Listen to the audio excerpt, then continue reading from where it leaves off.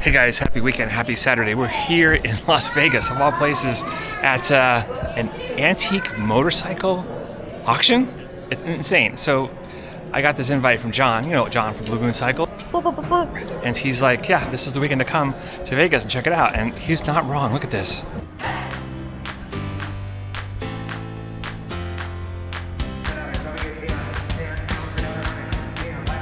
Let's go down to the pit. Let's do it.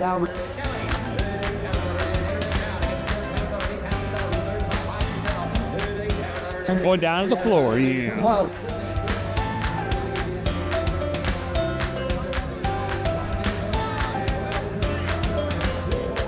Lots going on here. A few moments later. So yeah, just walking around this place, and of course the person I bump into, John. How are you, B-Dub? Doing good, man. Thanks for letting me come out and chat with you and see all this. I've never been to an auction before. Well, this is my thing. I've not missed a single auction here, and I think it's been 20, 25 years now. John, look at all these bikes. This is crazy. So every day, apparently, they have a different row for what the lot is. So here's what blows my mind, and I'm not trying to brag, but no, there's 2,000 bikes in this whole room. Okay. In my career, I've sold 5,000. So think about that. And that's not really a lot for a dealer, but right. Twice what you see here. No, that's amazing. That's great. But when you walk into an auction like this, and so someone who's done all that work, you have things you look for. Buying a bike at auction is different than buying a bike from a guy on the side of the road. Right. I don't just try to buy a bike because it's a good deal. I have to like it. I have to know about it. And I've had certain niches over the years. And it changes a little now and then, but I like Harley flatheads, which are late 30s, early 40s. Okay. Harley WLs, which are the smaller Harleys. I like BMWs, almost all kinds of BMWs. It's a BMW dealer for 20 years, so. But I look at this over here, and I'm like, well, this isn't, to me, I look at this bike, and I'm like, this looks pretty cool off the bat, but I know nothing about it. But you would kind of caution. Yeah, I've probably sold 10 of these. Okay. And it's a Honda 305 Dream CB 305. I think nothing special, but just. Actually, it's called a CB77, but it's a 305 cc, and they're cool. And they look really cool, right? One thing I like about them is they copied the Germans. That's why I like it. It has like this German feel to it. Yeah. It's really cool. So these are real popular. And the Japanese bikes like this, the Kawasaki, the Honda here, these are the hottest segment of the market. Because my old guys like me, we're kind of aging out of it. I'm not, but these are, bikes that a guy that's 60 might have had, his first bike. And the British bikes, these are more going to guys that are now like 70. And what are they doing? They're downsizing. So the market's a little flooded with British bikes, but Japanese bikes are strong. Here's a Harley VL. Okay. Excuse me. This is a bike that really appeals to me. This is mid 30s. Okay. What is this? 34 maybe? Beautiful bike. 33 VL. Beautiful bike. Art Deco styling. Wow. They're easy to ride. They do have the hand shift foot clutch. Look, it's got a dice. That's awesome. Yeah.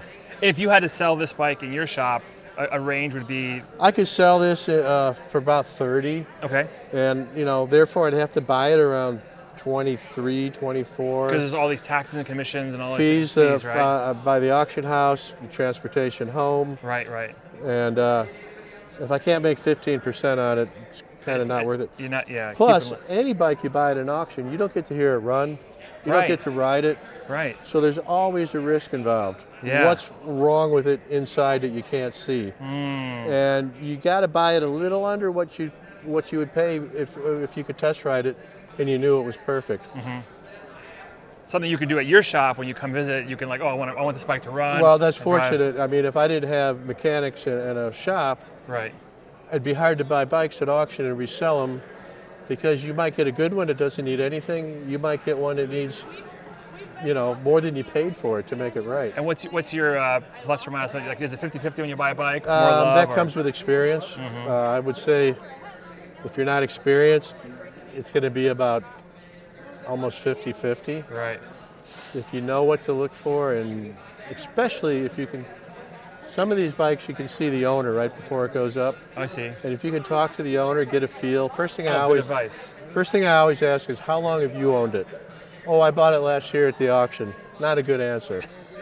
Okay. He brought it back because there's something wrong with it. Right. But if he says I had it 10 years, or it was handed down to me from my father, or just that I've had it 2 years, but I rode it 1,000 miles, that's good. Yeah. But if you can't meet the owner, you have to take a risk. Sure. And there are also a lot of names in this business, names of rebuilders, names of sellers.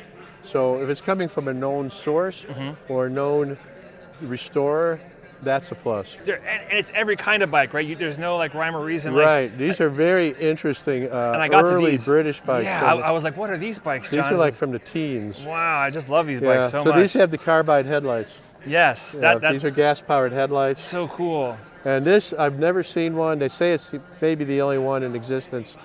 That's a 3-cylinder rotary. Oh my gosh. Never seen such a radial. Never seen such a thing. So cool.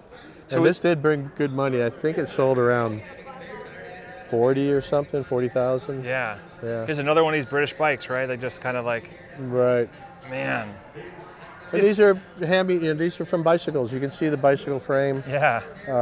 It's so cool. Yeah, so they evolved from bicycles. Like, what's this belt chain they put on here? Like, they make this? Or? Oh yeah, that's called a link chain. That's a link belt. That's so cool. Yeah. Like, yeah. And then they got the chain on the other side if you want to pedal it, right? So. Yeah. Well, usually you pedal it to start it. Okay. And then you engage somehow the drive to the motor.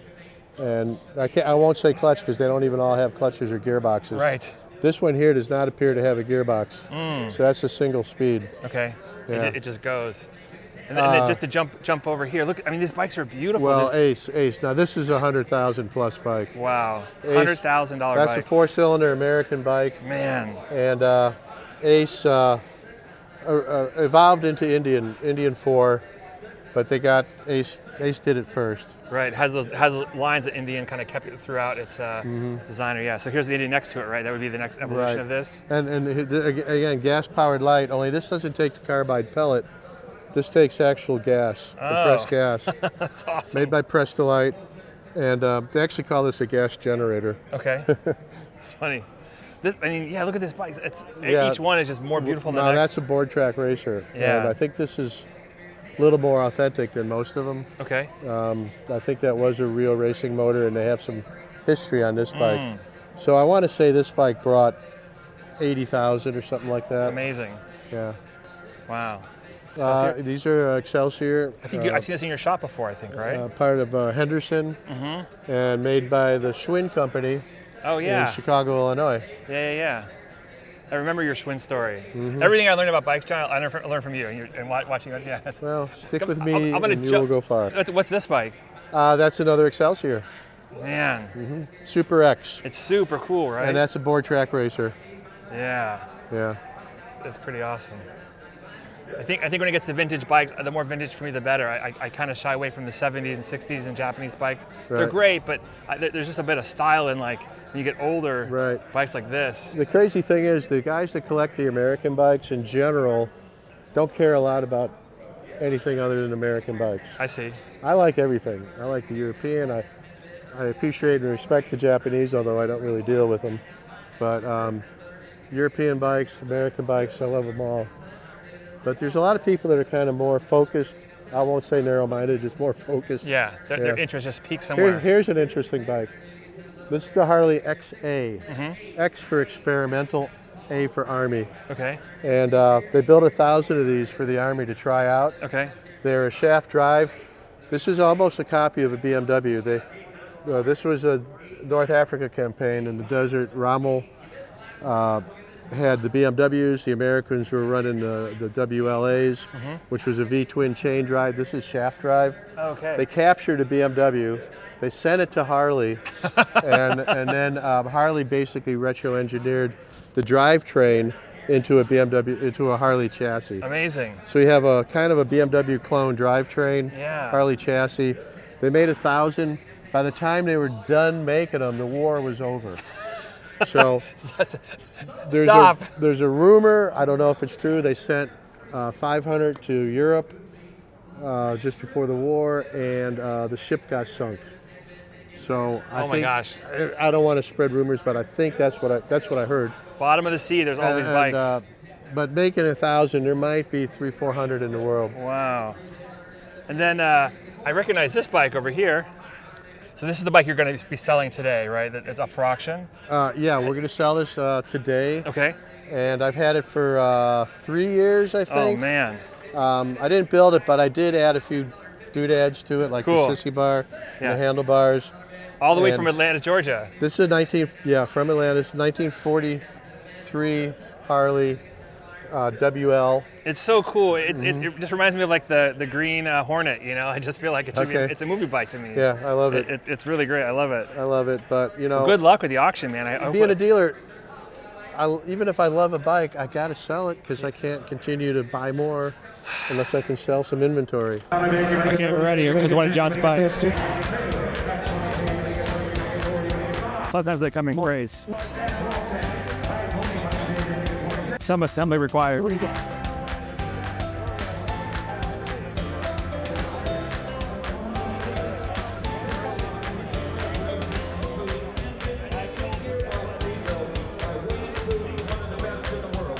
Somebody get 50,000 on a bid. Anybody get 50, anybody get 40, anybody get 30. At 30,000 on a bid, anybody get 30, anybody get 1,000, anybody get 12,000, anybody get 12. At 12,000 on a bid, anybody get 11, anybody get 12, anybody get 13, anybody get 14.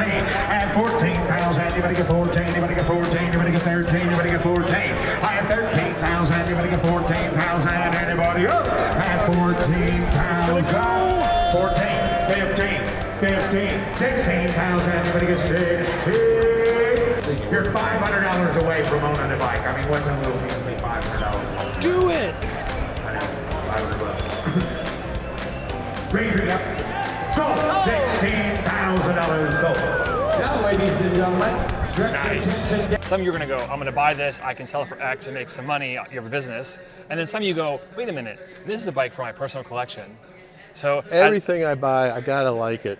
I see. Because I don't know if I'm gonna own it for a week, a month, or 5 years. I see. And whenever I buy something that I don't really like, but I think I can make some money, it's usually the wrong decision. Okay. So first of all, I gotta like it. You're your first customer, and if you like it and appreciate it, you're like, okay, I can find someone with my interests. Or if I have to sit on it, it doesn't bother me. Right. This is interesting. This is the BMW R80 GS. Okay. And this is the hottest segment of the BMW collector market now. It's not that old, it's the early 80s, but this is what started the whole dual sport thing. Oh, yeah, okay. They're everywhere now. Everyone has one. Yeah. They have two in their garage, and they go on weekends. Right. And this was the BMW was kind of like the first one. And the magazines, when they reviewed this, they didn't know really how to review it or what to say about it because there was nothing like it. And now, these bikes were probably, I'm guessing, 5,000-6,000 new. They dropped down to 2,000, and now they're back up pushing 20. And there's been quite a few sales recently. I sold 3 of them this year, and they're all around 20 grand. Amazing. So I think this should do around 20. Okay. Funny because we walk by like BMW, Moto Guzzi, Honda. There's a Jefferson and an Indian over here. Right. Like all these bikes are just like, it's gorgeous.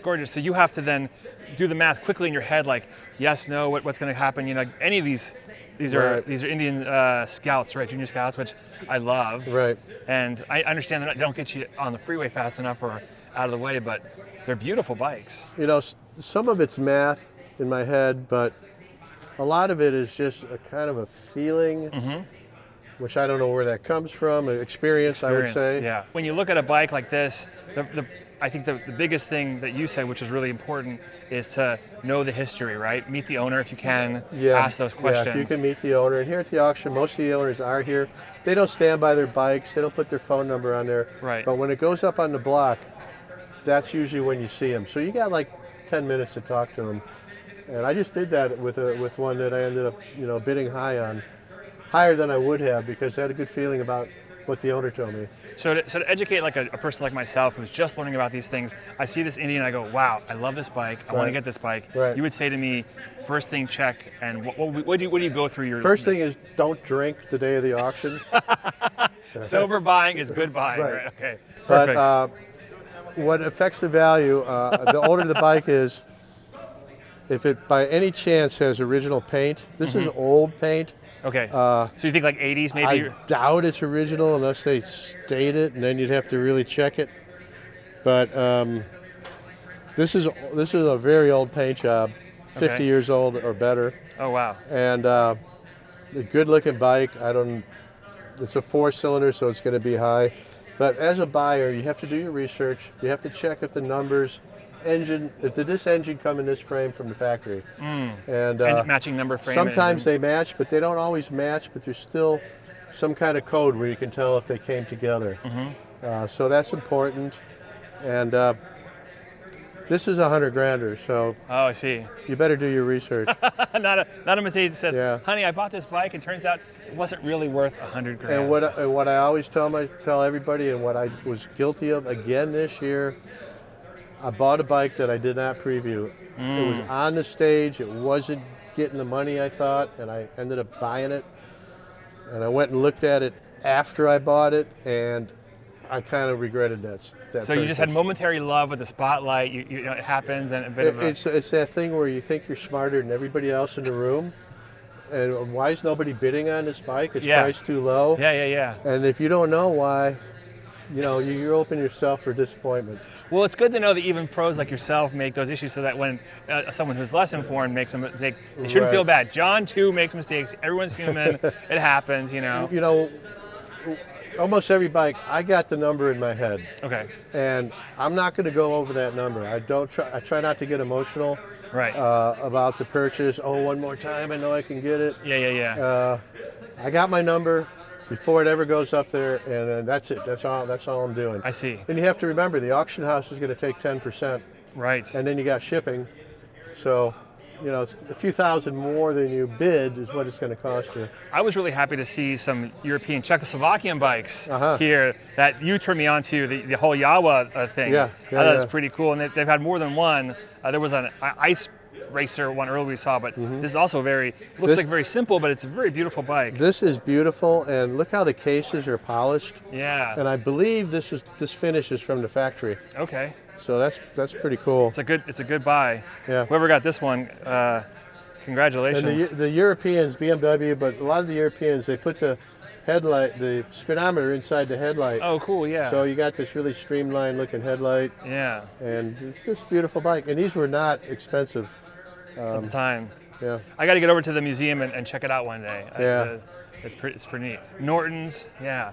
Has there anything gone past that you were really wanted to buy that you were hoping for, and the price didn't work out for you? The thing. A lot of the Indians today they're going for retail, and I have see. to buy a little under retail. Sure, of course. So I've not been able to buy an Indian, not been able to buy a Harley.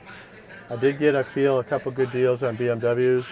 If you're trying to make me feel bad for you, Guzzi. John, to buy my Indian, I'm going to say no. I'm not selling it. Okay. I'm holding on to it. I have to ride it a little bit first. I think before your sell it. Indian would do good today because there's not a whole lot of those vertical twin Yeah, Indians here. well, this was a fun one. You had mentioned, I saw this earlier. yeah. You said this is a Pee Wee Herman It special. looks like Pee Wee Herman's Yeah, bike. it does. Yeah, this is great. Whoever did the paint job. It's a Monarch.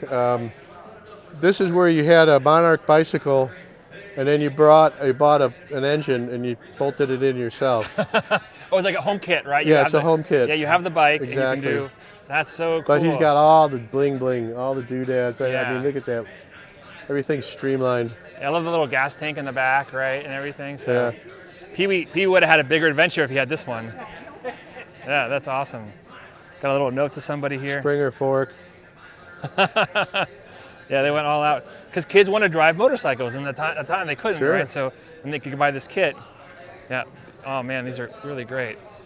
So this will go on all day today, and then also over the We weekend. started on Tuesday, Man. Wednesday, Thursday, Friday, and man, I come here and I don't see sunshine for 5 days. I'm not breathing this air, but the suffering you do for your art and your craft, John. It's a big thing. Yeah. You don't see the light of day for a couple days. Yeah. It's tough. Well, thanks for taking the time to step away, chat with us about these bikes. It's My just, pleasure. It's amazing. This chopper Is it here? a chopper here, or what? Yeah, Not really, not my right? cup of tea. Okay, but behind it, Behind it is a really nice. So this is not really, Indian- this isn't John's thing, but then Yeah. John goes, what about this? Yeah, that's cool. This is pretty cool, right? 1917 Indian, Oh man. and it's got the sidecar. Look how high the passengers sat. They're way up You there. knew his wife was in charge, right? He was like, no, I got to see it coming. Yeah. This is a bike. Look at this. But you know, this was the days when a guy couldn't afford a car. Okay. Maybe lived on a farm or something. He bought a motorcycle, and then he got married, and maybe had a kid. So then he bought a sidecar, Yeah. and then eventually he moved up to a Model T or Right. Model A. Yeah. Makes sense. Yeah. This was a poor man's car. Man. And now it's a rich man's toy, right? Now it's a rich man's toy. Yeah, Exactly. That's right. This looks like a baby carriage almost, right? Like Yeah. a bassinet type of thing. Yeah. Wow. Look at the little handholds. Oh, I love it. Yeah, look at that. The craftsmanship is great. Like Yeah. I feel this upholstery could be fairly old, not original, but maybe they no, copied the it's original. Too good for that. Yeah, it would have a lot of more wear and tear. Yeah. This has got to be the original plating. Yeah. This is nickel. They didn't have chrome, so they plated with nickel, which wasn't as shiny, but it did resist rust. Man, we only did one side of the building over there. There's also all the way over here, which was Tuesday, Wednesday. Right. Everything sells. These are the sold bikes. Yeah. And So then that last row is the bid goes on. So there's 100 bikes or so that didn't sell, and you can still go over and buy them. oh, cool. Okay. They're just going to tell you what it's going to cost to take it home. Will you go over there at the end of the show and see if there's anything worth? I check it every day. Yeah, you check it. Yeah, amazing. Wow, John. So you're gonna pack your truck back, or your trailer back with more bikes, bring them back to Georgia, and they'll be for sale again at Blue Moon Cycle. Exactly. Amazing. Wow, dude. Thanks for taking the time to chat with me. This is My amazing. pleasure. You're amazing. I appreciate all the information always. And yeah, thanks for watching, guys. I'm gonna get back to you. the auction house. All right, John's been on his BMW 11.